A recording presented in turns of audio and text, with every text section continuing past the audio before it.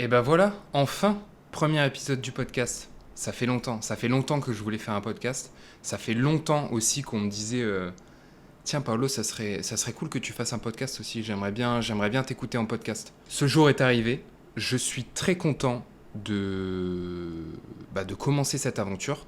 Pourquoi ? Parce que, bon déjà, moi le podcast, c'est le format que je consomme le plus et que je préfère le plus. Et qui a aussi le plus d'impact dans ma vie. Et pourtant, c'est le seul que je fais pas. Je fais des vidéos courtes, je fais des vidéos longues, j'écris quelques fois, mais je fais pas de podcast. Donc, on est parti. En sachant, j'ai eu une pensée tout à l'heure, je me suis dit, en fait, je me vois faire du contenu jusqu'à ma mort. 80-90 ans, c'est sûr. Et je me suis dit, s'il doit rester un format que je pourrais faire et que je pourrais assumer quand je serai plus vieux, c'est le podcast. Donc il y a de fortes chances que Soliloque, en fait, je fasse ce podcast jusqu'à mes 70 ans. Et j'ai prévu d'en faire un par semaine. Donc je crois qu'on est parti pour un épisode par semaine jusqu'à mes 70 ans. Il y a moyen que ça se passe comme ça, j'aimerais bien. Pourquoi aussi je suis content de... On va parler un peu du podcast et ensuite on attaquera le sujet. Pourquoi je suis content de faire un podcast ? Parce que comme je l'ai dit, je suis un gros consommateur de podcasts depuis très longtemps, très longtemps, peut-être 10 ans. Et les gens que j'ai écoutés, qui font des podcasts français ou anglophones, ont eu un impact considérable dans ma vie. Ils ont changé ma vie, ça a été mes mentors, même si je les ai jamais rencontrés, ils me connaissent pas. Ils ont eu une influence énorme dans ma vie. Et j'espère, avec ce podcast, j'aimerais bien avoir cet impact positif comme ça dans la vie des gens qui m'écoutent. Ça serait fantastique. Et c'est vraiment mon objectif avec ce podcast. J'espère être à la hauteur.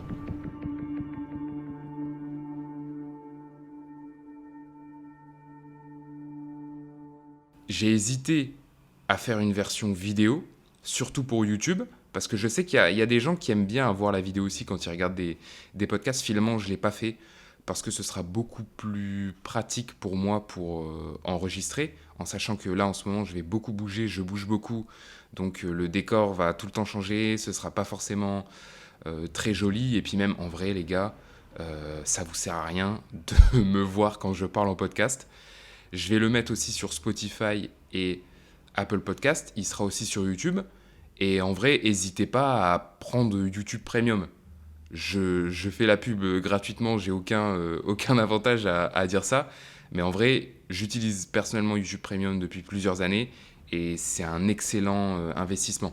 Quasiment toutes mes vidéos que je regarde et les podcasts que j'écoute, c'est sur YouTube avec l'écran de mon iPhone bloqué, et j'écoute ça quand je fais du sport, quand je marche, quand je fais plein de trucs. En réalité, j'écoute beaucoup de podcasts, donc je vous invite à faire pareil. Vous n'avez pas besoin de voir ma tête, surtout que là, en ce moment, je suis en Thaïlande hein, et je chope mais plein d'infections partout, dans ma barbe, sur mes bras. J'avais des staphylocoques, là, en revenant de Russie, des trucs, des ténèbres qui sont restés pendant plusieurs mois, bref. Et en fait, je dois avoir toujours de la crème sur mon visage, sur ces infections. Et bon, bref, je vous épargne cette vue-là, c'est assez chiant et je pense que ça vous aurait perturbé de me voir avec de la crème partout en vidéo. Donc on va se contenter de l'audio, c'est très bien. Sinon, par rapport au podcast, le nom, vous allez dire, mais soliloque, qu'est-ce que c'est ? Petit point culture générale. Un soliloque, bon déjà c'est masculin. Certaines personnes peuvent croire à tort que c'est un synonyme de monologue dans le théâtre. En fait, c'est pas vraiment la même chose. Un monologue, c'est quand le personnage parle tout seul, mais ça peut être dans une conversation, dans un dialogue et avec d'autres personnes. C'est juste un mec qui parle pendant longtemps, il a une longue tirade. Un soliloque, c'est quand un personnage au théâtre parle tout seul, mais se parle à lui-même. Il n'y a pas de personne autour, il discute pas, il se parle à lui-même. Ça, c'est pour le théâtre, mais en philosophie, en réalité, on pourrait dire que c'est un dialogue qu'on a avec soi-même pour apprendre à se connaître. Et au final, c'est ce que je fais sur ma chaîne YouTube depuis le début. Je me parle tout seul, je me pose des questions à moi tout seul pour apprendre à me connaître. C'est de l'introspection, en gros. Donc je trouve que c'est un nom parfait pour un podcast. Je sais pas pourquoi personne ne l'a encore pris. Et ça colle parfaitement avec ce que je veux faire.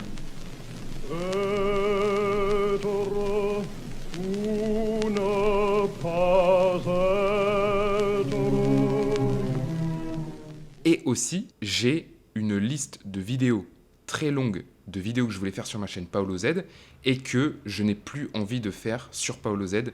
J'ai plus envie de publier sur Paolo Z. Je vous expliquerai pourquoi dans ce podcast, vous allez tout comprendre parce que c'est fortement lié avec le thème du jour. Et ces idées de vidéos, je vais les traiter dans le podcast parce que ce sera plus facile pour moi d'en parler parce qu'en fait sur Paolo Z, il faut que j'accompagne d'une histoire, d'un montage. Ça me prend énormément de temps, énormément d'énergie et vous comprendrez pourquoi, comme je vous ai dit, j'ai plus envie de le faire sur Paolo Z.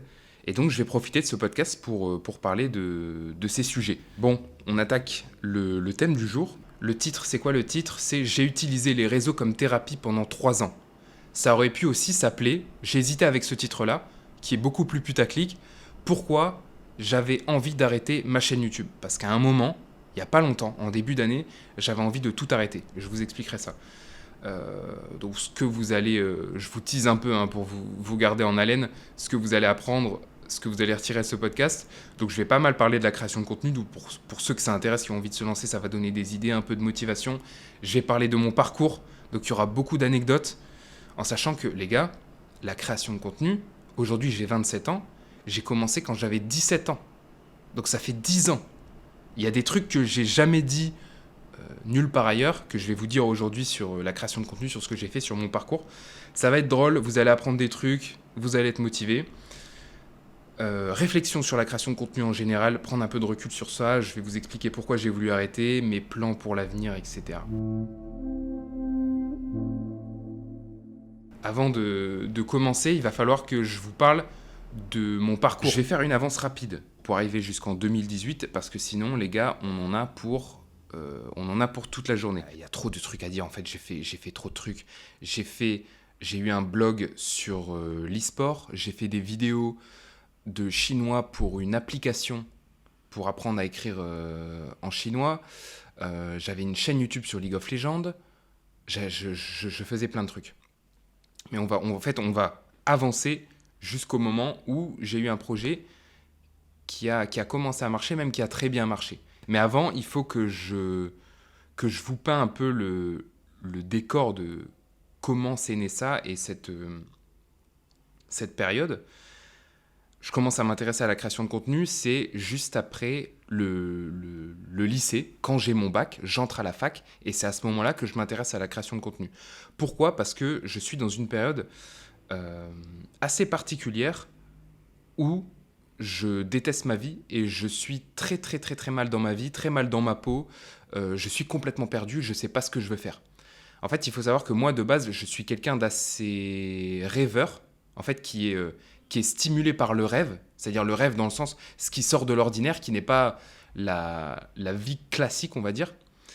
Et si je ne suis pas dans le rêve, je fane, en fait. Comme une fleur, je crève, j'ai pas envie de vivre. Il faut des trucs créatifs, il faut du rêve. Et là, je quitte la période de lycée qui était un peu... pour moi, c'était une très bonne période. Souvent, les gens disent que, vous savez, ils ont détesté la période collège-lycée et c'est à partir des études supérieures qu'ils ont commencé à bien aimer leur vie. Moi, c'était complètement l'inverse. C'était collège-lycée, très bonne période. À partir des études supérieures, c'était terrible. Bref, donc je quitte cette période-là où j'étais dans le rêve, aussi parce que j'étais encore un adolescent, un enfant. Et en plus, moi, j'ai eu l'impression de devenir mature assez tard, parce que quand je repense à comment j'étais au lycée, j'étais un bébé. Bref. Moi, ce qui me faisait rêver, c'était les jeux vidéo et mon rêve de devenir joueur pro de League of Legends. Ça, j'en parlerai peut-être en détail dans un autre épisode, mais en gros, je comprends à ce moment-là, une fois que j'ai mon bac et que j'entre en études supérieures, que je dois abandonner tout ça. Tous mes rêves, tout ce qui me fait rêver, je dois arrêter. Et ça y est, je rentre dans la vie chiante, la vie d'adulte. Ce qu'on me proposait, la vie d'adulte, je pensais qu'il n'y avait que cette voie-là, que j'étais forcé à aller vers ça. Aujourd'hui, je me rends compte que non, et heureusement, j'ai pris une autre voie de Paolo, là, tu vas aller à la fac pendant 5 ans, tu vas étudier et après, tu vas trouver un boulot que tu vas garder jusqu'à ta retraite. Tu vas pas changer, tu vas être bloqué dans une ville pendant toute ta vie. Bon, vu les études que tu fais, tu vas pas gagner énormément, hein. Je pense que ça va être autour de les 1004, 2000 peut-être, 2200. Voilà, c'est ça la vie qui t'attend. Euh, Waouh. Je pense que ça fait partie aussi des raisons de pourquoi j'étais pas bien. En fait, l'avenir qui m'attendait me faisait pas rêver, c'est le mot, et même me faisait flipper. J'avais pas envie d'aller vers ça. Et j'entre dans une période où j'aime pas ce que je fais, j'aime pas ma vie. Je suis à la fac, ça me plaît pas ce que j'étudie, ou alors c'est plutôt comment on l'étudie à la fac. En fait, j'aime pas le cadre. J'aime apprendre, mais j'aime pas le cadre de la fac. En fait, je sais pas pourquoi je suis là. Enfin, si, en fait, je sais pourquoi je suis là. Je suis là parce que, après le bac, on m'a dit que il fallait continuer, il fallait faire des études. Parce que peut-être c'est pas très bien vu d'aller travailler directement parce que t'es pas après le bac, parce que t'as pas d'autres diplômes, t'es pas assez qualifié. Donc vas-y, on va aller à la fac. Mais en fait, je voyais plus ça comme un truc j'étais obligé de faire ça. Et en plus, j'ai pas de pote. Enfin si, j'ai un pote.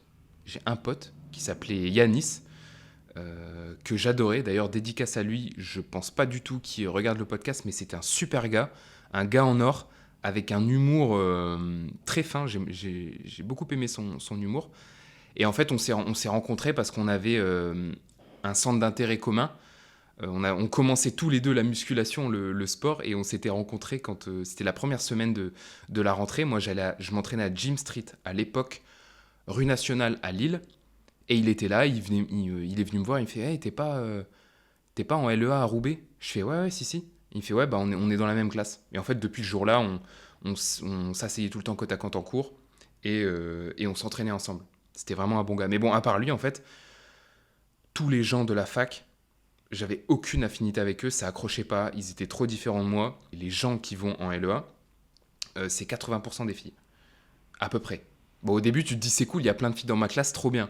Mais en fait, très vite, ça te fait chier. En tant que mec, devenir pote avec une fille, là, je parle pas des trucs au niveau de l'attirance et tout, mais je parle plus au niveau de l'humour et les centres d'intérêt. Pour un mec, je trouve que c'est difficile de devenir pote avec une fille. Bon, bref, c'est juste un aparté. Mais même les gars, en fait, j'accrochais pas avec eux. Sauf ce gars-là, Yanis. Je pense même à me réorienter d'ailleurs. Parce que j'étais perdu au bout de mon deuxième semestre de fac. J'arrête d'aller en cours. J'arrête d'aller en cours. Je vais vous parler juste après de ce que je fais pendant cette période. Mais je me dis, en fait, non, je vais rien faire avec ça. Peut-être que, vas-y, l'année prochaine, je vais peut-être je sais pas, faire du design, du graphisme, Photoshop ou même du montage vidéo. Parce qu'à ce moment-là, je commençais le Photoshop et Premiere Pro. Non, c'était sur Sony Vegas à l'époque, le montage.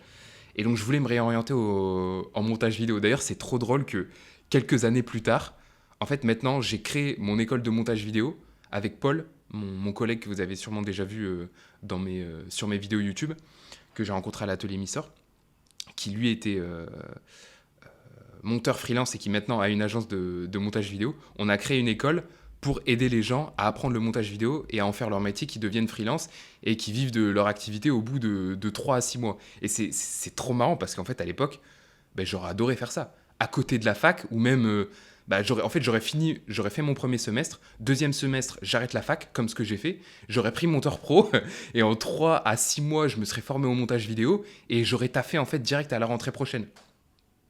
Trop marrant. D'ailleurs, je parle de ça. Si ça vous intéresse, si vous voulez apprendre le montage vidéo et en faire votre métier, il y a le lien dans la description. Vous regardez la petite vidéo. Je ne vais pas parler plus en détail de ça, mais on a commencé en mars et on a des super résultats avec les élèves. Là, Paul, il m'a dit il n'y a pas longtemps qu'il y a un élève qui, allez, c'était quoi, il y a 6 mois, l'année dernière, il n'avait jamais ouvert Premiere Pro, le montage vidéo. Et là, il n'y a pas longtemps, il m'a dit qu'il avait signé un youtubeur, mais un gros youtubeur. Je peux pas balancer le nom parce que j'ai pas envie de balancer le nom, peut-être qu'il a pas envie, et puis même, bref. Mais putain, j'étais choqué. Donc on a des belles histoires de reconversion professionnelle et tout, ça fait trop plaisir. Et du coup, c'est marrant de repenser à ça, que moi, à cette époque, je voulais me réorienter pour faire du montage vidéo. Au final, j'ai appris tout seul, mais c'est vrai que monteur pro, ça m'aurait bien aidé. J'aurais eu tout condensé sur 3 mois, 6 mois, et j'aurais pu commencer à taffer. À cette période-là, je vous dis, à la fac, très vite, je ne vais plus en cours, ça m'intéresse plus, et je passe énormément de temps sur Internet. Je regarde du contenu toute la journée, tout le temps, tout le temps, tout le temps, tout le temps. Et c'est à ce moment-là que je commence à tomber sur le développement personnel et l'entrepreneuriat. Et c'est marrant parce que j'ai l'impression que c'est toujours des domaines qui m'ont intéressé, mais en fait pas du tout. Avant de me sentir vraiment mal dans ma vie, quand j'étais au lycée, que je pensais qu'à jouer à League of Legends, le développement personnel et l'entrepreneuriat, ça m'intéressait, mais pas du tout, j'en avais jamais entendu parler. Et je tombe sur des créateurs comme Oussama Ammar, à l'époque, en 2018, quand il faisait ses conférences. Bon, lui, il parlait de start-up. Donc, il y avait plein de mots que je ne comprenais pas. Il parlait de levée de fonds, d'investissement. Je comprenais rien au fond. Mais en fait, il parlait tellement bien et il donnait tellement de hype à l'entrepreneuriat que je me disais, putain, c'est ce que je veux faire. Je veux aussi être entrepreneur, lancer mon truc. Alors que je ne comprenais rien. Et au final, je me suis un peu plus dirigé vers d'autres mentors, d'autres créateurs, d'autres auteurs, entrepreneurs, avec des modèles qui m'intéressaient un peu plus. Et là, je vais vous citer Tim Ferriss, il y en a qui connaissent beaucoup, je pense, et en France, Antoine BM aussi, qui m'inspire énormément. Et en fait, toute la journée, au lieu d'aller à la fac, c'est muscu, et je consomme du contenu sur le développement personnel et l'entrepreneuriat. Mais je fais que consommer, j'en bouffe. Là, je vous ai cité 3 noms, mais j'ai tout vu, j'ai tout regardé. Et à un moment, je me dis, ben, Paolo, pourquoi pas toi? En fait, là, t'as du temps libre, t'as l'envie, t'as des idées, vas-y, lance-toi.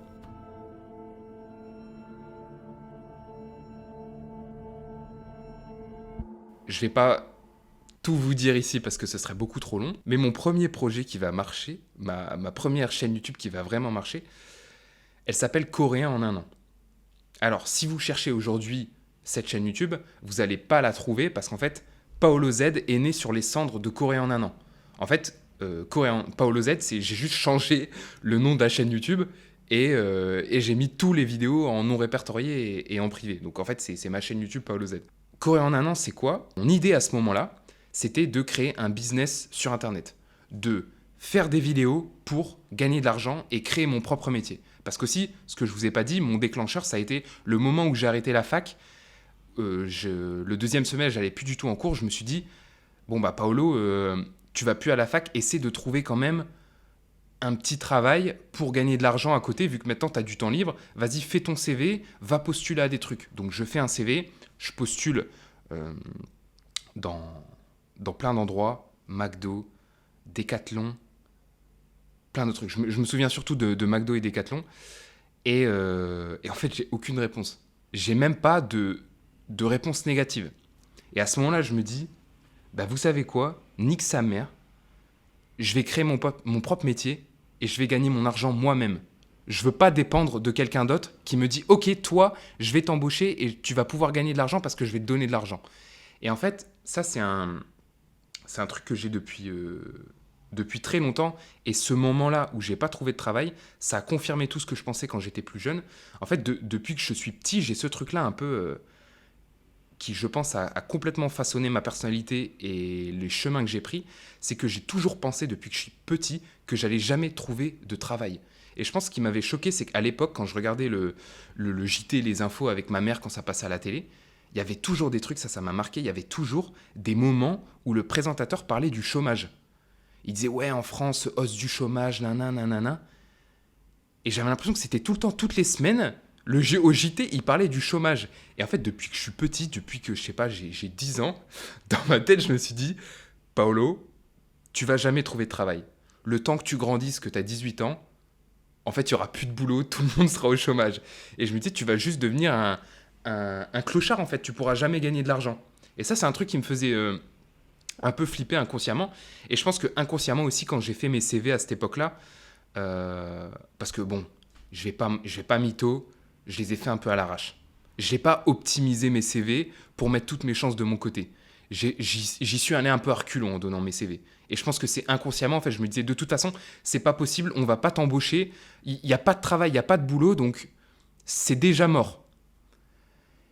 Et donc, voilà, on me refuse. Et donc, à partir de ce moment-là, j'ai pris la pleine responsabilité de comment j'allais gagner de l'argent. Et je vais me dire, je dépends de personne. Il n'y a personne qui va m'embaucher et qui va me donner du travail. Et c'est aussi pour ça que, en fait, ma voie obligatoire, c'était l'indépendance, l'entrepreneuriat.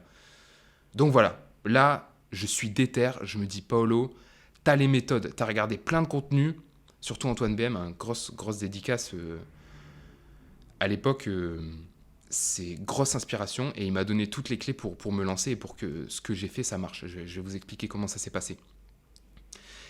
Et en même temps, je vous parlais de Tim Ferriss, je tombe sur un article de Tim Ferriss, il interviewait un mec qui s'appelait Gabriel je sais plus quoi et qui avait créé un livre qui s'appelle Fluent Forever, où il donnait une méthode pour apprendre une langue en 1 an. Et là, tout se connecte dans mon esprit. Antoine BM, Tim Ferriss, Gabriel Machin, Fluent Forever, apprendre une langue pendant 1 an, documenter ce que je fais. Parce que je regardais aussi Gary Vaynerchuk, pour ceux qui connaissent, un entrepreneur américain. Et lui, il disait toujours, créer du contenu, documenter. Et là, 2e année de fac, tous les points se sont connectés. Et je me suis lancé, je lance coréen en 1 an. Mon but, c'était... Donc déjà, je choisis une niche. C'est ce qu'il disait Antoine, il disait, choisis une niche. Et moi, c'était assez clair parce que j'étais en fac de langue, j'aimais bien les langues, j'aimais bien apprendre des langues. Bon, bah vas-y, je vais faire une chaîne YouTube sur les langues. En plus, c'est quelque chose que tu peux monétiser assez facilement parce qu'il y a plein de gens qui veulent apprendre des langues étrangères. Et en même temps, comme je suis pas un expert, je vais documenter mon apprentissage, comme disait Gary. Je vais montrer comment je travaille, comment j'apprends, comment je progresse. Et je vais créer une histoire en même temps, un coréen en 1 an, c'est ça en fait, c'est l'histoire d'un mec qui apprend le coréen de zéro, et à la fin, en 1 an, bah, on découvre son niveau. Et vous allez me dire, pourquoi le coréen ? Alors, pour 2 raisons. Déjà, j'avais identifié que c'était un marché qui est très, très intéressant, parce que la K-pop, et ouais les gars, la K-pop, ça a donné beaucoup de... Ça a mis la lumière sur la Corée, et donc sur la langue coréenne. Il y a beaucoup de gens qui voulaient apprendre le coréen. Donc je me suis dit, ok, le marché est intéressant, et en plus de ça, personnellement, je vous ai parlé de League of Legends, mon rêve de devenir joueur pro. Et quand j'ai dû abandonner ce rêve, j'avais toujours un truc dans un coin de ma tête qui me disait « Ah, j'aimerais bien plus tard quand même travailler dans le secteur de l'e-sport ». Parce que c'est toujours un truc qui m'a fait rêver. En fait, ce que j'aimais surtout dans League of Legends, c'était pas forcément le jeu en lui-même, mais c'était plus la compétition et la scène e-sportive autour. Et je me suis dit « Paolo, imagine, tu parles chinois avec la fac, et en plus de ça, si tu apprends le coréen, si tu sais parler le coréen, ben en fait, plus tard, tu es le roi du monde et tu pourras trouver facilement du travail ou faire quelque chose dans l'e-sport. Parce que pour ceux qui ne savent pas, les plus chauds sur League of Legends, en tout cas à l'époque, aujourd'hui, je ne sais pas, c'était les Chinois et les Coréens. Mon plan était prêt dans ma tête.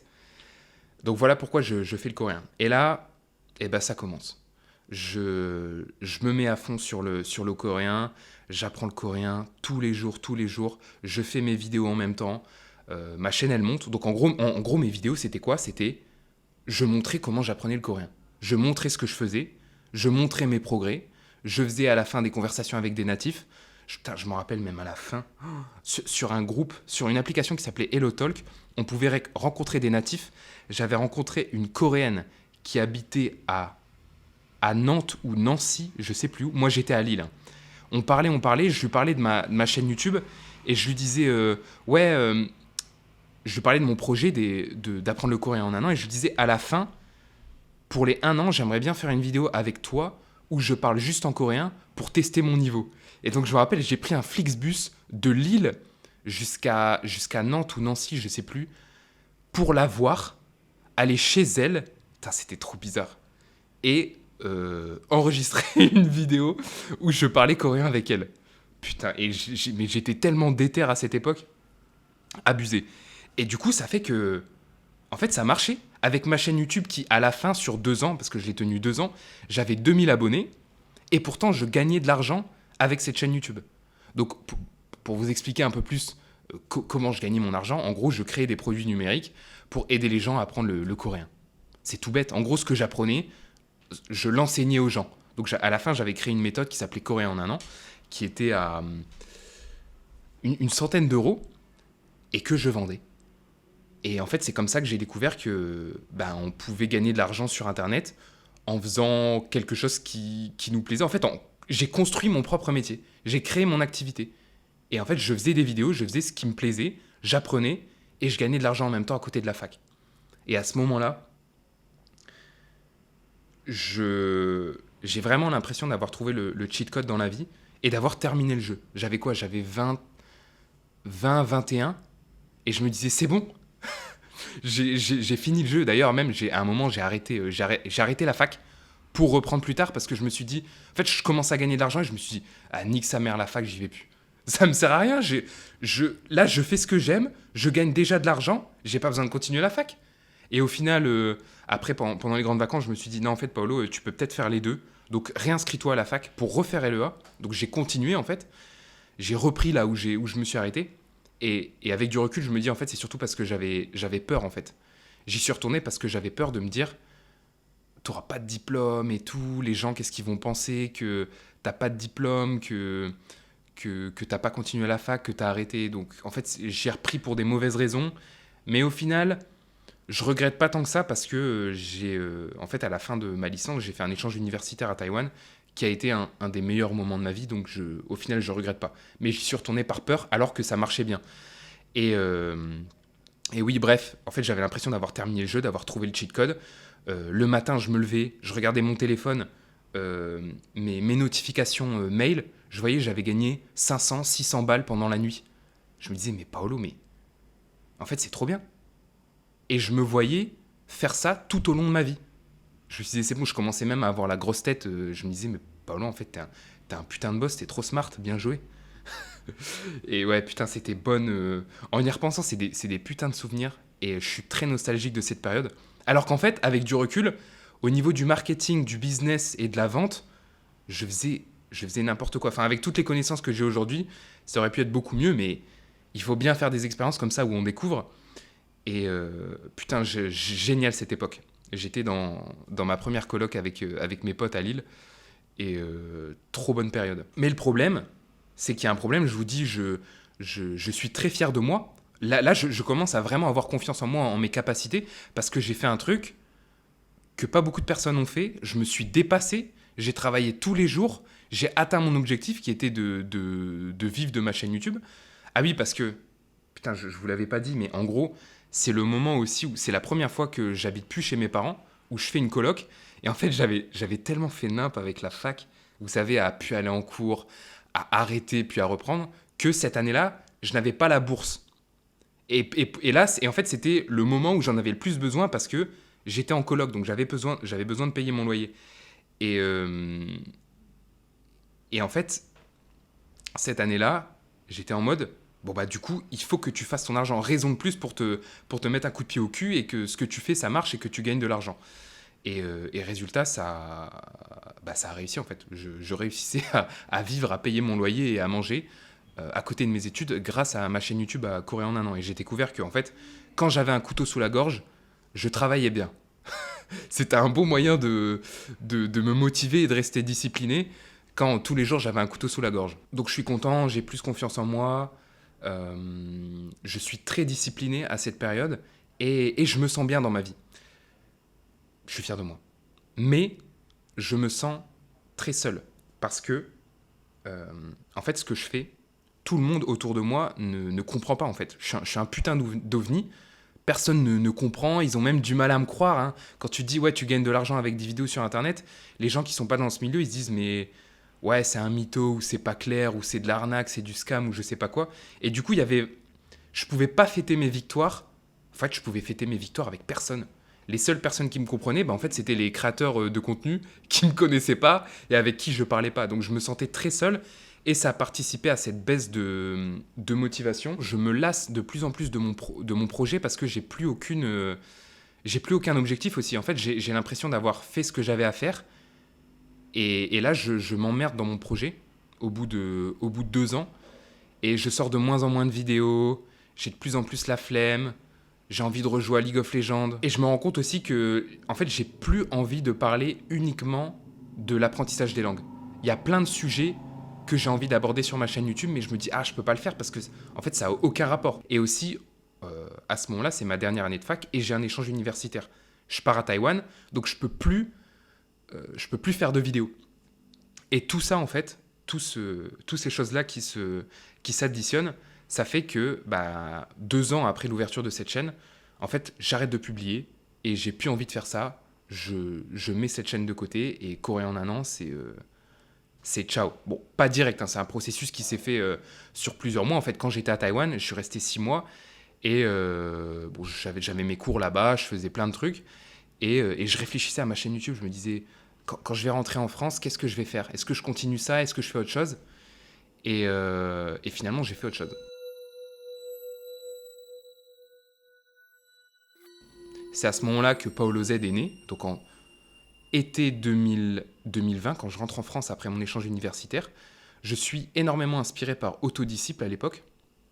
Pour ceux qui connaissent pas, c'est un gars qui fait plus de vidéos aujourd'hui, mais qui m'a énormément inspiré et je m'en cache pas. Au tout début, c'était pas du copier-coller, parce qu'en fait, je pouvais pas le copier. Il a une personnalité qui était très unique, très atypique, mais en tout cas, il m'inspirait énormément et je voulais faire des vidéos comme lui, un peu expérience, avec ce côté un peu artistique. En fait, c'est du développement personnel, mais assez... c'est unique, en fait. Il avait une patte unique que j'aimais beaucoup. Et donc, Paolo Z est né. La première vidéo vraiment de cette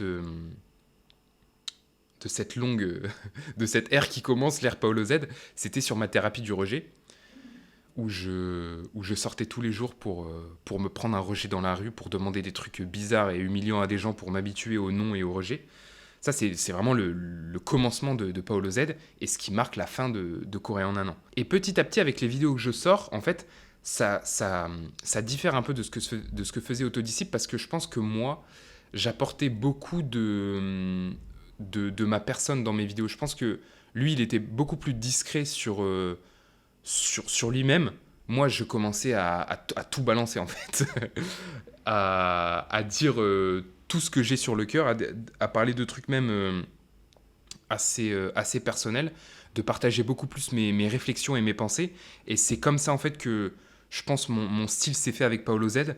C'est un mélange de réflexion de mes pensées, de mes expériences personnelles, et plus des expériences un peu...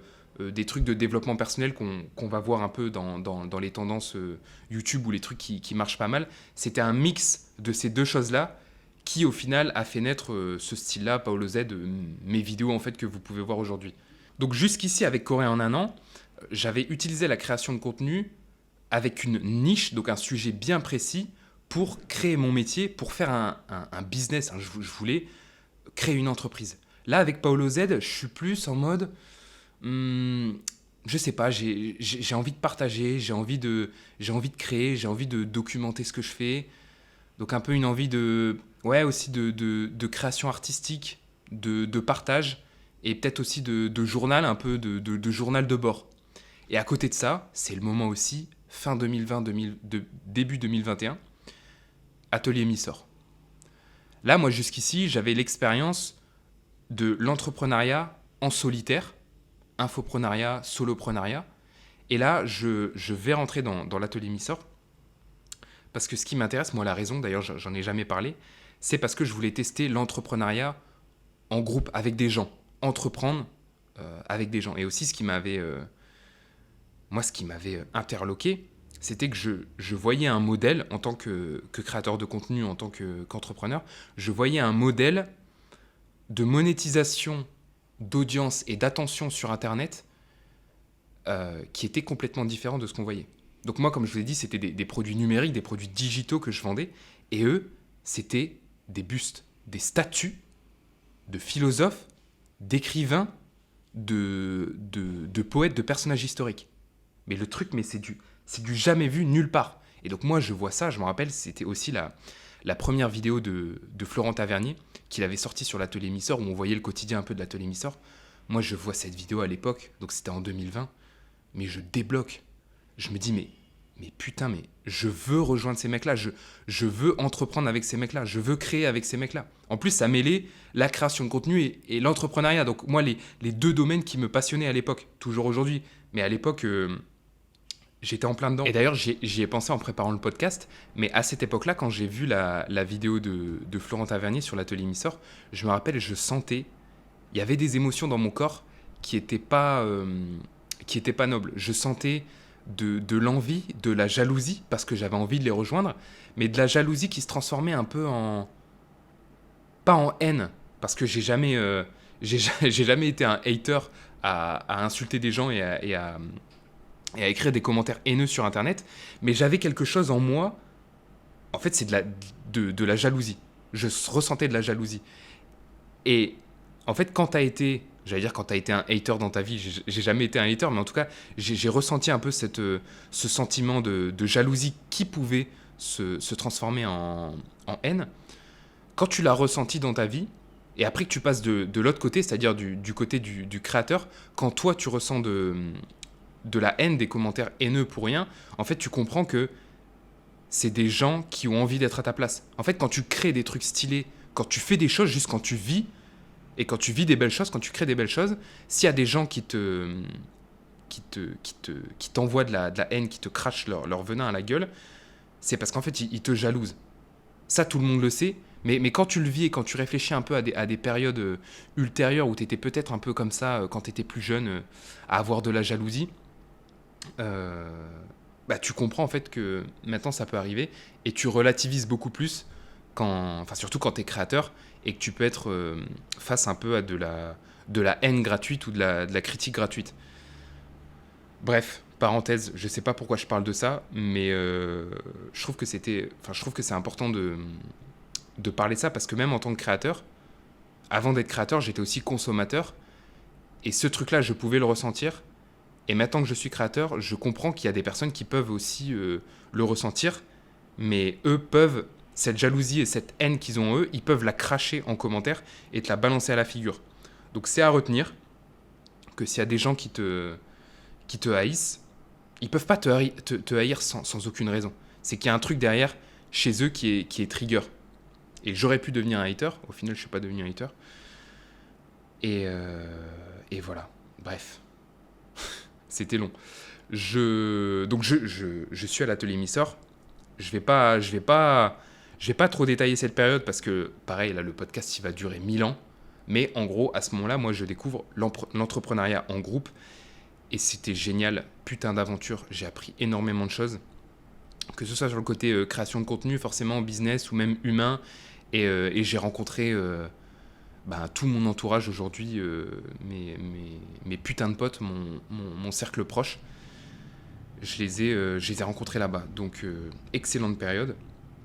Et là, j'arrive à un moment dans ma vie où, en fait, c'est ça, je me rends compte que la création de contenu, c'est au centre de ma vie. En fait, c'est mon truc. Et c'est marrant parce qu'à l'époque, j'avais fait une vidéo où je disais, putain, j'envie les gens qui ont une passion... c'est ça, qui ont un centre d'intérêt qui est vraiment leur truc. Parce qu'à l'époque, moi, j'avais l'impression d'être intéressé par plein de choses et de pas avoir trouvé mon truc. Et en fait, il était sous mes putains de yeux. Paolo, depuis que tu as 17 ans, tu crées du contenu sur Internet, en fait. De toutes les formes. Que ce soit business, infoprenariat, truc un peu mainstream, je parle de moi, vlog, influenceur, je sais pas quoi... e-commerce, création de contenu pour de l'e-commerce. Après, j'ai créé du contenu aussi pour mon stage de licence. Ça, je ne vous l'ai pas dit, mais une fois que je suis rentré en France de Taïwan, j'ai dû faire mon stage de licence. Et mon stage de licence, c'était... donc, qui n'avait rien à voir avec mes études. Mes études, c'était les langues étrangères. Et en gros, j'enregistrais des vidéos qui étaient un peu inspirées des interviews de Combini, où je posais des questions aux entreprises d'une entreprise qui fait partie du groupe ID Kids. Donc ID Kids, c'est le groupe qui tient Okaidi, Jakaidi, Oh Baby, toutes ces marques-là. Donc en gros, c'est des vêtements et des jeux pour enfants, Oxybul aussi. Et ils avaient une entreprise comme ça, une jeune entreprise. Et j'ai fait mon stage là-bas. Et en gros, j'enregistrais des interviews style Combini, des employés, et après que je montais moi-même, avec un montage assez stylé, je faisais du motion design et tout sur After Effects. Et ils utilisaient ces vidéos pour mettre sur LinkedIn. Mon stage, c'était ça, alors que mes études, c'était langue étrangère appliquée anglais-chinois. Trop marrant.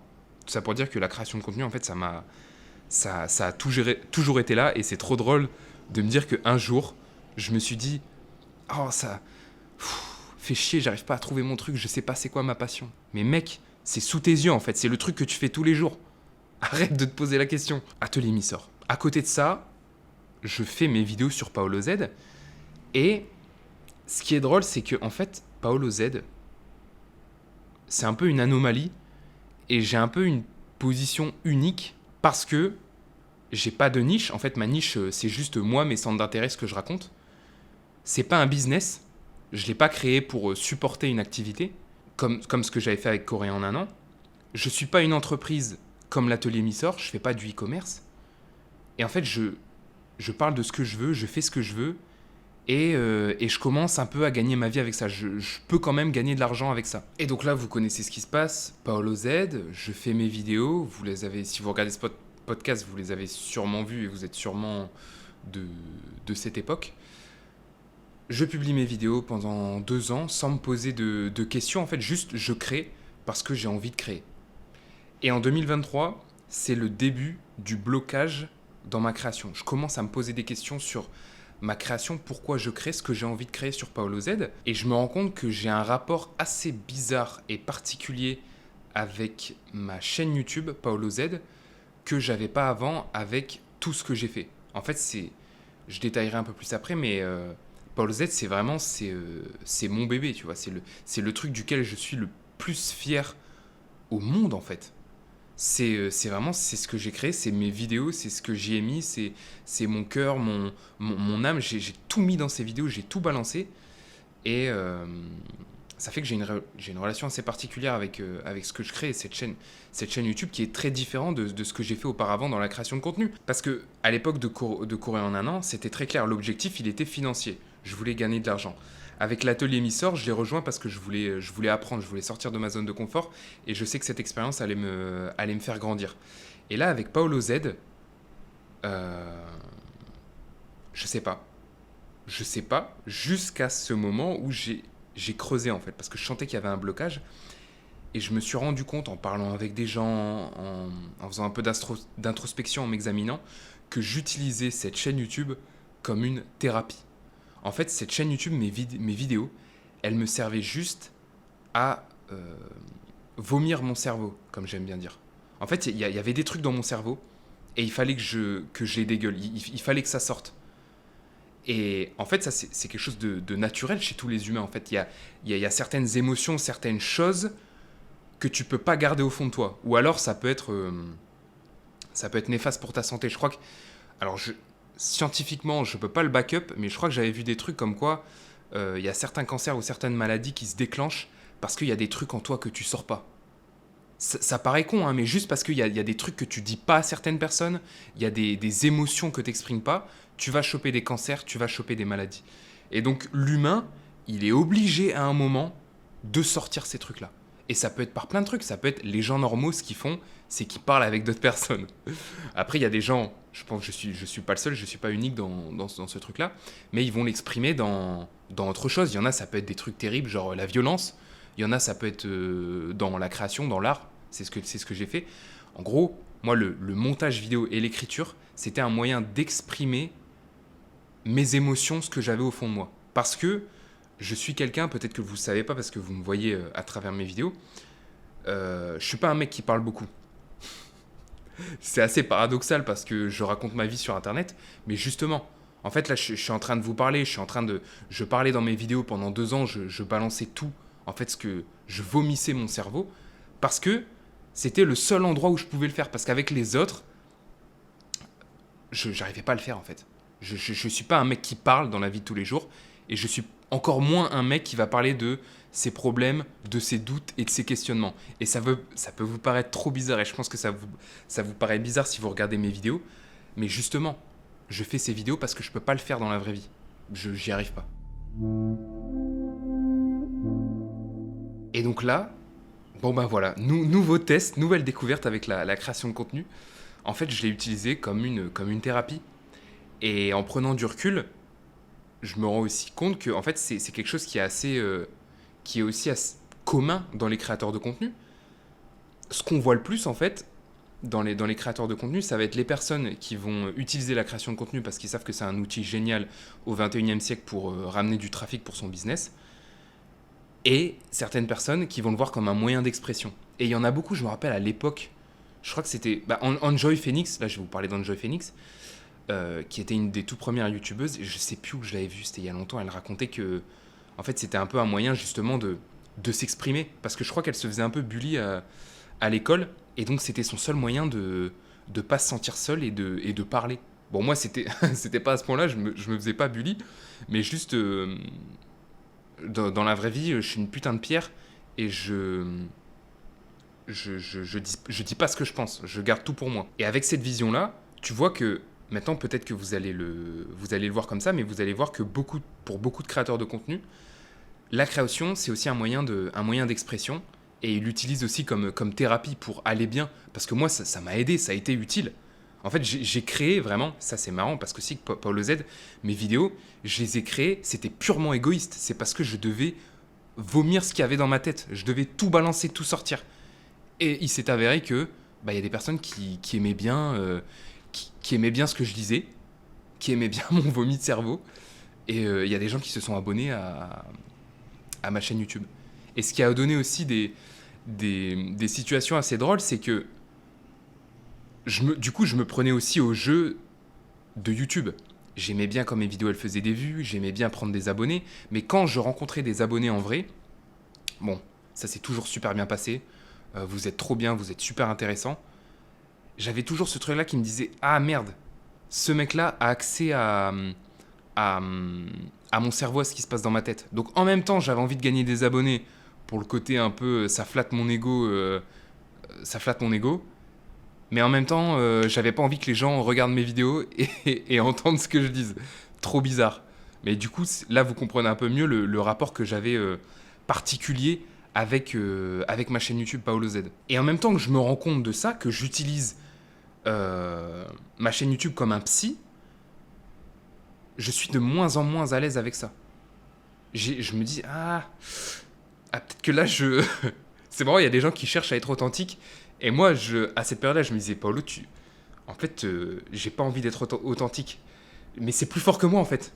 Je me dis, non, Paolo, en fait, tu dois pas tout le temps dire la vérité, tu dois garder des trucs pour toi. Et en fait, c'était plus fort que moi parce que j'avais besoin de dire ces trucs-là, de parler de certains sujets, de sortir, en fait, ce que j'avais dans ma tête. Et à cette période-là, en 2023, je commence à me dire, je suis moins à l'aise avec ça. Et aussi, j'en ai moins besoin.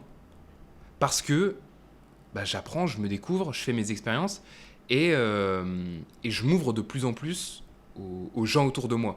Même si ça reste minime, hein, je suis passé d'une brique à un galet un peu poli, donc qui reste très dur, mais il est quand même un peu doux quand tu le caresses. J'arrive à parler un peu de ce que je ressens, de mes sentiments, de mes émotions, mais bon, ça reste très léger. Mais je sens que je fais des progrès, donc ça c'est cool. Mais du coup, j'ai moins besoin, je me dis, j'ai moins besoin de ma chaîne YouTube pour faire ça. Et j'ai d'autres besoins qui arrivent. En fait, c'était le moment aussi où j'avais quitté l'atelier Missor. Et là, je me dis, bon, Paolo, il va falloir que tu prends ta chaîne YouTube comme un business. Parce que tu as envie de continuer à faire ça, tu as envie de créer du contenu. Tu es un créateur de contenu, tu fais ça depuis tout le temps, tu as toujours fait ça. Tu as envie de vivre de ça. Donc, Paolo Z, tu vas devoir en faire un business. Donc, j'ai essayé. J'ai sorti des vidéos parce qu'il fallait sortir des vidéos, mais au fond de moi, il y a quelques vidéos comme ça, vous pouvez peut-être les voir. Je pense que ceux qui me connaissent depuis longtemps, vous voyez lesquelles et vous arrivez à faire la différence. Et aussi, il va falloir que tu commences à gagner de l'argent, donc à monétiser, à faire des partenariats, lancer des trucs. Donc moi, j'ai fait plein de trucs, hein. J'ai fait des partenariats, j'avais un groupe d'entraide privée, l'Iliade. J'ai organisé des bootcamps, des événements physiques. J'ai fait plein de trucs. Et en fait, ça coinçait toujours parce que je voyais vraiment ma chaîne YouTube, comme je vous l'ai dit, j'ai un rapport très particulier, et j'avais pas du tout envie. Vraiment, j'y allais en marche arrière quand je devais l'aborder comme un entrepreneur et pas comme un artiste, un créateur. Moi, je voulais juste créer et mettre toute mon âme dans une création, tout mon cœur, tout ce que j'ai à dire dans une vidéo, et c'est tout.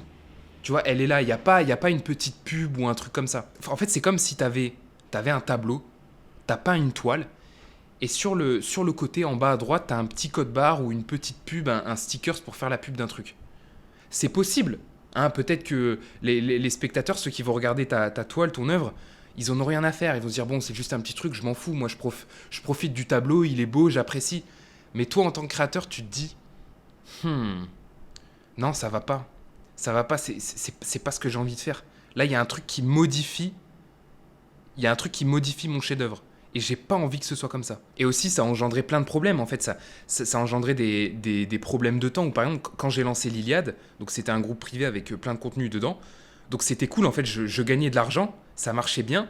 Mais en fait, j'avais plus le temps pour faire des vidéos YouTube. Et au final, ce que j'aurais dû faire à l'époque où j'ai lancé l'Iliade, en fait, c'était juste de faire un Patreon. Parce qu'il y a plein de gens qui ont rejoint l'Iliade juste pour me soutenir. Et en fait, le fait de devoir faire du contenu en plus dans mon groupe privé, bah, je pouvais plus faire de vidéos. Alors que là, en fait, je savais qu'il y avait des gens qui étaient prêts à me soutenir financièrement tous les mois pour que je continue à faire des vidéos et que je me prenne pas la tête avec la monétisation. Donc avec du recul, c'est ce que j'aurais dû faire et j'aurais peut-être pu mêler les deux en fait. Continuer à garder mes créations pures et pas devoir modifier le message et pas avoir de pression aussi de création, de se dire ok, il faut que je crée beaucoup de vidéos qui vont être mainstream, qui vont bien marcher, qui vont me ramener des gens, qui vont me ramener du trafic et faire ça régulièrement toutes les semaines. J'avais pas envie de jouer à ce jeu-là. J'ai essayé de jouer à ce jeu-là. J'étais pas épanoui. Ça m'a pas.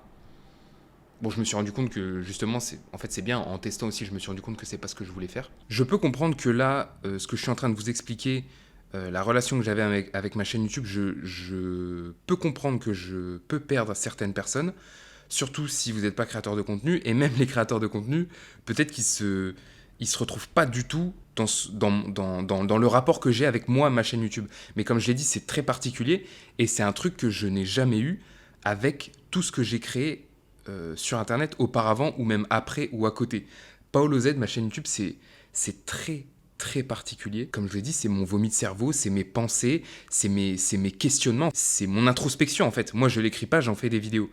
Et du coup, c'est très personnel. Ma chaîne est très personnelle et c'est ce qui rendait, c'est ce qui rendait tout ce bordel un peu compliqué dans ma tête. Et ouais, donc tout ça pour dire que mes besoins changent. J'ai plus besoin d'utiliser Paolo Z comme thérapie et j'ai plus des besoins de création entrepreneuriale avec un vrai business et j'ai pas envie de le faire sur Paolo Z parce que j'ai pas envie de me forcer à sortir des vidéos. Je pourrais, je l'ai envisagé ce truc là, j'ai essayé et ça me plaît pas. C'est pas ce que j'ai envie de faire sur cette chaîne YouTube.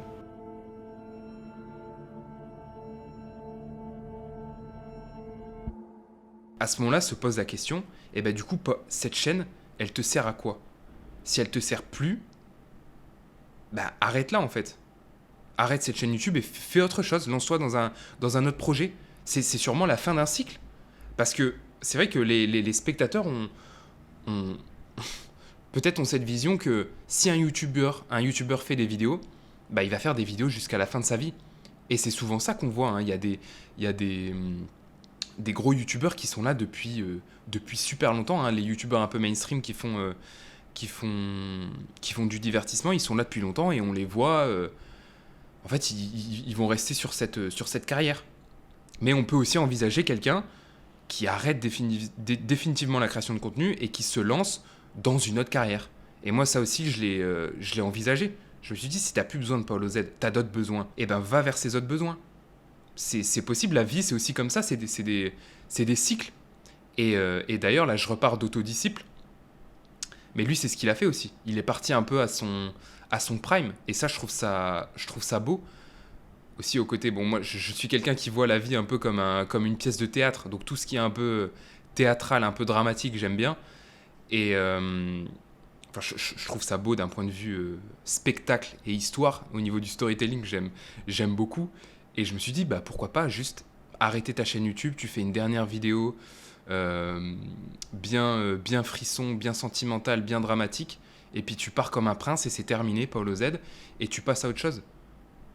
Surtout que, pour tout vous dire, avec la vidéo sur la Thaïlande, j'ai eu le sentiment d'avoir terminé ma mission sur Paulo Z. Dans cette vidéo, je me suis dit, ça y est, là, t'as fait ce que t'avais à faire, t'as fait ce que t'avais à faire sur ta chaîne.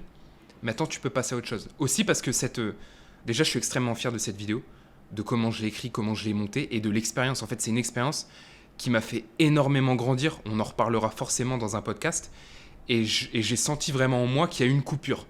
Il y a une coupure entre le Paolo avant la Thaïlande et le Paolo après la Thaïlande, pour plein de raisons. Mais en fait, je sentais que c'était la fin d'un cycle de ma vie. Le cycle qui a commencé à Nice quand je suis rentré à l'atelier Missor après mon échange universitaire à Taïwan. Donc de 2021 à 2023, c'était mon cycle, mon arc Nice. Mon arc Nice. Et je sentais que c'était la fin de ce truc-là.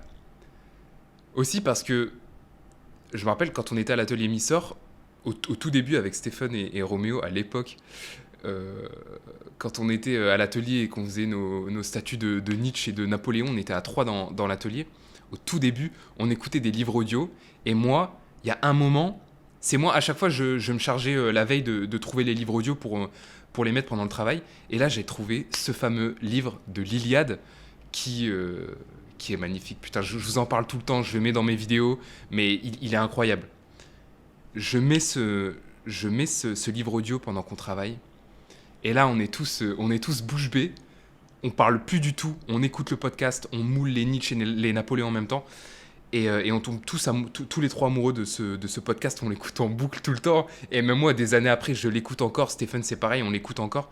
Et c'est un truc ça m'a énormément marqué. Et une des premières vidéos que j'ai fait quand j'étais à l'atelier Missor, en fait, il y avait déjà... En fait, dans toutes mes vidéos, il y avait les sound effects ou des passages de l'Iliade.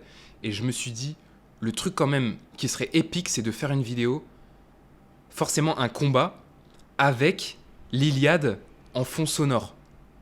Parce que c'est des récits épiques, c'est des moments de bataille épiques, aussi bien dans l'ambiance sonore, dans la musique que dans la voix du narrateur. Et je me suis dit, au niveau du montage, mais je vais me régaler. Et donc j'ai rêvé de ce moment où j'allais faire un combat. Je savais même pas que j'allais en Thaïlande, j'avais pas prévu, mais c'était une idée que j'avais dans la tête et je me suis dit, putain, ce serait beau en vidéo. Et au final, je l'ai fait 2-3 ans après. J'ai fait ce truc-là où j'ai fait un combat et dans le fond sonore de la vidéo, il y a des passages de l'Iliade. Et c'est ça aussi qui me fait dire que, en fait, la boucle est bouclée. J'ai bouclé ce cycle dans ma vie.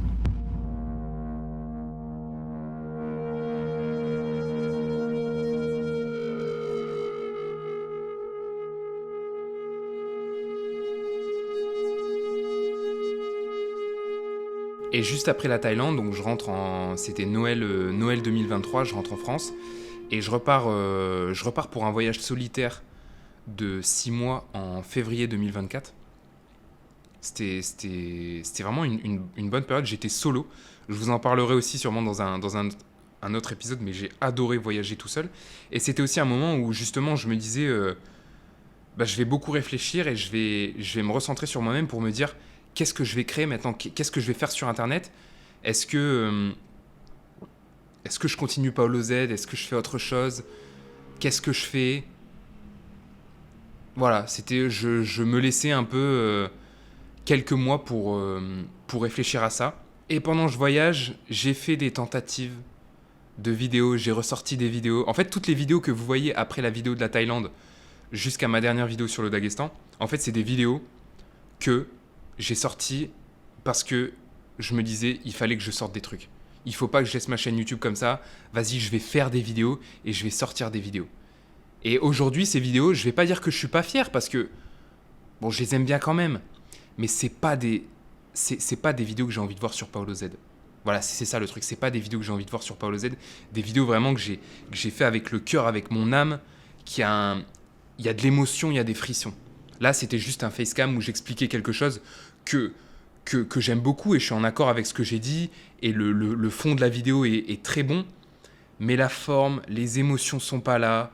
Les petits frissons, la petite musique, c'est pas là. Et on sent que c'est des vidéos que j'ai sorties parce qu'il fallait que je les sorte. Et en fait, c'était des tests à cette époque, là, quand je faisais mon voyage. Je me suis dit, ah, vas-y, je vais enregistrer une vidéo, je vais la sortir. Et avec le recul, je me rends compte que c'est pas ce que j'ai envie avec Paolo Z. Et après, j'ai eu cette idée, cette opportunité avec le Daghestan. Et je me suis dit, vas-y, j'y vais, il faut que je fasse cette vidéo. Alors que j'étais toujours dans un moment, donc c'était pendant mon voyage que j'ai décidé ça, j'étais toujours dans un moment de réflexion. Je me suis jamais dit, ok, c'est bon, Paolo Z, je sais dans quelle direction je vais aller, c'est clair, on y va maintenant. C'était toujours très flou. Et pourtant, je me suis quand même dit, on va pas rester en étant figé, toujours en réfléchissant et en essayant de trouver la bonne idée, la bonne direction à suivre. Je me suis dit, je sais pas dans quelle direction je vais aller, mais ça, je pense que c'est une bonne idée. Vas-y, on va aller au Daghestan, on va faire cette vidéo, on va faire ces vidéos et on va les poster sur Instagram, sur YouTube. Et avec du recul, vous voyez, là, j'ai fini cette aventure, cette vidéo.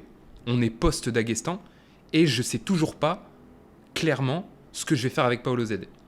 Et pourtant, je suis très fier d'avoir quand même sorti cette vidéo et de ne pas avoir attendu en fait d'avoir le chemin clair, précis en tête. Et ça, je pense que ça peut être une très bonne morale à retirer de ce podcast, c'est que si vous êtes dans un moment aussi de réflexion, de vous dire vers quel chemin je vais, quel chemin j'emprunte, en fait de quand même faire des trucs, de ne pas rester immobile.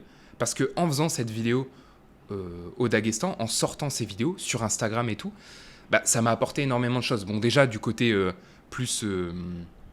comment on va dire ? Bon, ça m'a rapporté énormément d'abonnés, des contacts, des nouvelles opportunités, mais ça m'a aussi ouvert l'esprit sur ce que je pouvais faire, des nouvelles visions un peu avec la création de contenu et comment je pouvais utiliser Paolo Z. Parce que là, ça m'a fait entrer dans une porte où, ok, là, Paolo, tu peux devenir mainstream. Avec ce que je fais là, les voyages dans les pays pour apprendre les sports de combat, je vois sur Instagram, ça pète, sur YouTube, c'est pareil. Si je continue dans cette voie, en sachant que donc dans la niche des arts martiaux, si on prend un peu les plus gros en France, on va avoir allez, Karaté Bushido, la chaîne, le marché, il est à, je sais pas, ils ont 1 million d'abonnés. Quand tu regardes des gros gars, des stars de MMA en France, ils ont quoi ? Ils ont pas loin de entre 500 000 et plus d'1 million facile sur Instagram. Donc il y a une grosse part de marché dans laquelle je pourrais aller. Et ça, cette aventure au Daghestan, ça m'a aussi fait goûter à ça. Et j'ai vu que là, sur Instagram, je suis devenu mainstream. Il y a plein de gens qui ne me connaissaient pas sur YouTube et qui ont vu mes vidéos, qui ont vu mes vidéos, qui sont abonnés, qui se sont intéressés à mon contenu parce que c'est un putain de concept. Le concept est trop bien. Le concept me plaît et le concept plaît. Donc là, voilà, j'ai une nouvelle route. Pourquoi pas aller dans ce truc divertissement mainstream, mais devenir très gros. Mais pour ça voudrait dire qu'il faut que je fasse des vidéos juste qui plaisent au grand public, que je mette peut-être certaines choses de côté dans mes vidéos et de faire juste du pur divertissement autour de cette histoire que je suis en train de créer, du gars qui va dans le monde entier pour apprendre les sports de combat et qui s'entraîne pour les sports de combat. Donc vous voyez, ces idées sont toujours en gestation. Le futur de ma carrière, les chemins que je vais emprunter, c'est toujours en réflexion aussi parce que c'est pas facile comme métier. En fait, il y a personne, comme c'est un nouveau métier, la création de contenu, créateur de contenu, il y a personne vraiment qui peut me conseiller. Il y a pas de parcours déjà établi que tu peux suivre. En fait, tu crées un peu ton parcours, tu découvres en même temps. Et moi, c'est quelque chose que j'adore. Hein. C'est pour ça que je fais ça aussi. J'adore la nouveauté, découvrir et créer un peu son propre monde, sa propre histoire. C'est pour ça, souvent, quand on pose la question, bon là, ça n'a rien à voir, mais vous savez, quand on pose la question, si tu pouvais retourner dans une période historique, vivre dans une ancienne période historique, t'irais où et quand ? Et moi, ma réponse, c'est découverte de l'Amérique. Je serais espagnol ou portugais, prendre le bateau et aller en Amérique du Sud, Amérique latine. En fait, la sensation que ça doit être de tout créer, de créer de zéro et de partir à l'aventure, c'est fantastique. Et j'ai l'impression d'être comme ça avec la création de contenu. De faire quelque chose que personne n'a fait avant et que tu dois découvrir, tu dois te démerder. Bon là, c'est peut-être un peu hors sujet, mais bref. Tout ça pour vous dire que, voilà, forcément, je me pose des questions sur ma gestion de carrière. Qu'est-ce que je dois faire pour avoir une bonne carrière, pour pas me cramer, pour faire en même temps ce qui m'épanouit, mais en même temps ce qui marche. Voilà, c'est plein de questions que je me pose. Et comme je vous ai dit, la morale de ce podcast, ça peut être qu'il faut quand même être dans l'action et pas dans l'immobilité. Même si on est dans la réflexion, parce que là, je suis toujours dans la réflexion. Et d'ailleurs, je m'étais même dit, ce podcast-là, je vais attendre d'être sûr de savoir où je vais avec Paolo Z, avec la création de contenu, pour le sortir. Comme ça, je vous expliquerai mes plans. Mais en fait, au final, je me suis dit, non, je vais faire ce podcast et je vais vous expliquer ça. Et en fait, au fur et à mesure des podcasts, je vais vous parler aussi de l'évolution de ma pensée et de un peu ce que je fais, ce que j'ai décidé de faire, là où j'ai décidé d'aller. Et puis, on va évoluer ensemble comme ça. Et je vais vous parler de mon évolution dans la création de contenu, vous tenir au courant de ce que je fais et dans quelle aventure je me lance. Parce que là, pour vous dire, je vous ai parlé du plan de devenir mainstream, un gros YouTuber dans le sport, les sports de combat, voyage, découverte des arts martiaux. Mais en fait, j'ai plein d'autres... Il y a plein d'autres chemins là qui s'ouvrent à moi aujourd'hui. Maintenant que j'ai terminé cet arc d'Aguestan, parce que ça m'a pris beaucoup de temps de faire les vidéos, etc. Là, je suis un peu plus libre. Et il y a pareil, il y a le chinois aussi. Il y a toujours le chinois que j'apprends tous les jours. Je mets d'énergie dedans. Et je me dis aussi, en fait, là, aujourd'hui, je pourrais mettre tout mon focus dedans pour faire du contenu en Chine pour les Chinois et avoir une carrière en Chine. Et du coup, arrêter Paolo Z, parce que comme je vous ai dit, mes besoins ont changé. Je voulais faire des vlogs, mais au final, je me suis dit non, je vais juste me concentrer sur le podcast, c'est déjà très bien. Je pensais au podcast, au final, je suis en train de le faire, donc c'est très bien. Et peut-être faire une autre chaîne, j'en sais rien. Donc c'est génial, parce que là, je suis libre, j'ai beaucoup de liberté. C'est pour ça aussi que je fais ce métier, c'est pour ça que j'adore ce que je fais. Je peux faire ce que je veux. Là, aujourd'hui, je peux faire ce que je veux. Mais je dois bien réfléchir avec ce qui marche, ce qui me rend heureux, ce qui m'épanouit, ce que je peux faire sur la durée, ce qui me plaît. J'ai énormément de liberté, j'ai beaucoup de chance, beaucoup de gratitude par rapport à ça, mais c'est aussi avoir trop de liberté, ça a aussi des inconvénients. Donc là, aujourd'hui, la question que je me pose, c'est qu'est-ce que j'ai envie de créer dans ce monde ? Qu'est-ce que j'ai envie de laisser ? Quel chemin j'ai envie d'emprunter ? Dans quelle nouvelle aventure j'ai envie de m'embarquer ? Et voilà. C'est très excitant. Moi, j'adore ces moments-là. De toute façon, maintenant, vous me connaissez sûrement. J'adore ça. Je suis trop heureux. Je suis trop content. Ça ne veut pas dire qu'en ce moment, je suis immobile et je fais rien. Justement, en fait, là, je fais ce qui m'attire le plus. Et c'est pour ça aussi que je suis heureux. Donc en ce moment, c'est boxe thaï à fond. Là, je suis en Thaïlande, donc boxe thaï à fond. Étude du chinois, je lis beaucoup de chinois tous les matins. Je lis des textes en chinois. J'accumule du vocabulaire et j'adore ça. Ça m'apaise tous les matins. Je suis avec mon petit café, mes écouteurs, ma musique relaxante chinoise sur Medium et je lis des articles en chinois. J'adore ça. Donc en fait, là, je suis au moment où j'ai énormément d'énergie, j'ai du temps et il faut juste que je décide où je vais. Et là, je vais tout mettre. Je vais tout mettre, tout mon énergie, tout mon temps pour aller à fond. Voilà. Je crois que c'est la fin de ce podcast. Comme je vous ai dit, le podcast, on va le construire ensemble. Je vais vous tenir au courant de ce que je fais, de l'avancée de mes réflexions, de ce que je suis en train de construire, tout ça. Faites-moi des retours sur ce podcast. Si vous voyez des axes d'amélioration, n'hésitez surtout pas à me le dire. Parce que je tiens à ce podcast, je suis très content de l'avoir lancé, de ne pas attendre en fait, d'être sûr à 100% de ce que je veux faire. Mais en tout cas, ce podcast, en fait, je suis sûr à 100% de le faire, donc je le fais. C'est déjà très bien et c'est très cool. Laissez-moi un petit commentaire. Et puis, on se voit la semaine prochaine.